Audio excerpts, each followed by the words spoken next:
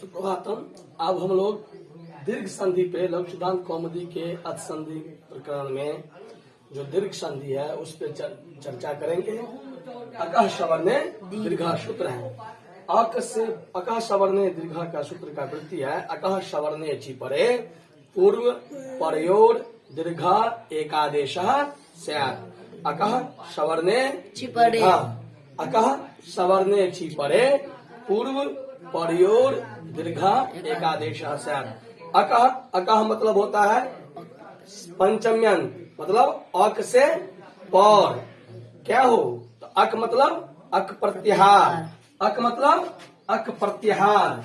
अक प्रत्याहार से क्या हो अक मतलब अ ई उ री। इससे पर सवर्ण अच हो। कैसा अच हो? सवर्णे छी, अची नहीं। ये नहीं कहा है जो अक से पर अच हो, ये नहीं।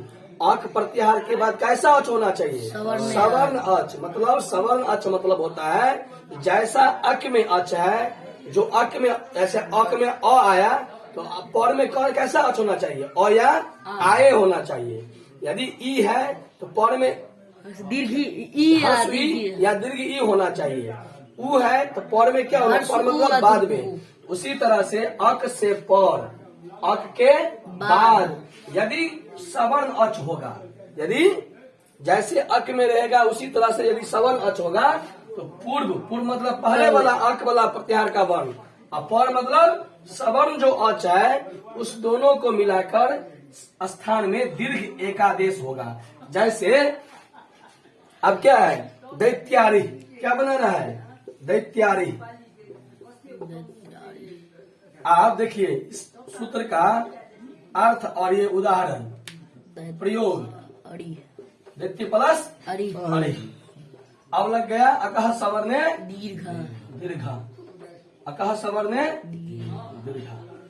अक से पर, अक मतलब क्या होता है? अ ई उ री लृ। अब अक में द्वितीय में जो य में जो अ है वो क्या है? अक है। उस अक से पर कैसा अच होना चाहिए? सवर्ण। तो यहाँ द्वितीय में अ है, उसके बाद क्या है? अ। अरि वाला क्या है? और तो सवर्ण अच हुआ ना, अक हुआ द्वितीय में अ, वैसा ही अच होना चाहिए। जैसा अच अक है वैसा ही पर में क्या होना चाहिए? अच भी होना चाहिए। तो पूर्व और पर, पूर्व हो गया द्वितीय में का अ और पर हो गया अरि वाला अ, दोनों मिलकर क्या हो गया? आ। क्या हो गया? आ। तो क्या बन गया? दै क्या हुआ कि नहीं? ठीक।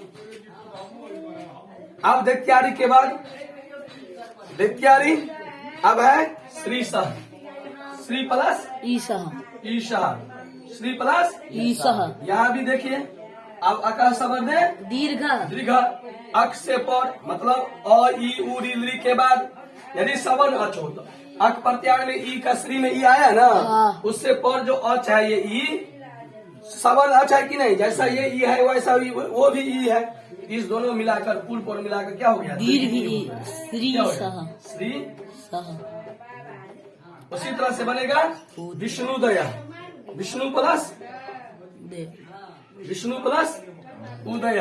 क्या बना? विष्णु प्लस उदय। यहाँ भी लगेगा अकः सवर्णे दीर्घ। क्यों? क्योंकि अक हो गया विष्णु में उ, उससे पर सवर्ण। जैसा ये मतलब ये समझ लीजिए दीर्घ संधि का रूल है जो अ ई उ री लृ के बाद यदि वैसा ही कोई अच होगा बाद में अ ई उ री लृ हो तो दोनों मिलकर दीर्घ एकादेश मतलब ह्रस्व से या दीर्घ से ही दीर्घ स्वर वर्ण का दीर्घ अक वर्ण का आदेश होगा। क्योंकि अ आ होगा, ई होगा, उ होगा, री होगा, लृ होगा। लृ तो होगा नहीं, तो लृ तो दीर्घ होता नहीं है। ठीक ना? तो क्या हो गया? विष्णु प्लस उदय। विष्णु में उ, उदय में उ मिलकर हो जाएगा दीर्घ उ, तो बन गया विष्णु उदय। इसी तरह होत्री प्लस होत्री प्लस ऋकार। अब अक हो गया होत्री में री, उसी तरह समान अच है कि नहीं? हाँ री। तो अक से पर यदि सवन अच हो, मतलब जैसा अक में वर्ण आता है वही अच वर्ण हो। देखिए तो सब जगह यही हुआ। द्वितीय में अ था तो बाद में भी क्या था? अरी में अ, सवन अच हुआ। श्री में ई थी तो ईसा में भी ई, दोनों मिलकर श्री सा। विष्णु में उ अक था तो सवन अच भी क्या था? उदय में उ। उसी तरह से होत्री में जो री है रिकारा में भी री है, तो ये दोनों दीर्घ मिलकर री। दीर्घ री का हुआ होत्री होत्रिकारः। इस प्रकार से दीर्घ संधि का मतलब यही हुआ। ध्यान से सुन लीजिए, जो अ ई उ री के बाद यदि कोई वैसा ही सामान्य स्वर वर्ण हो, जैसा अ है उसी के बाद अ हो, री के बाद री हो, री के बाद री हो, री के बाद री हो, ई के बाद ई हो, उ के बाद उ हो, तो दोनों वर्ण मिलाकर सवर्ण अच हो जाता है। उसी को सवर्ण दीर्घ एकादेश या दीर्घ संधि कहते हैं।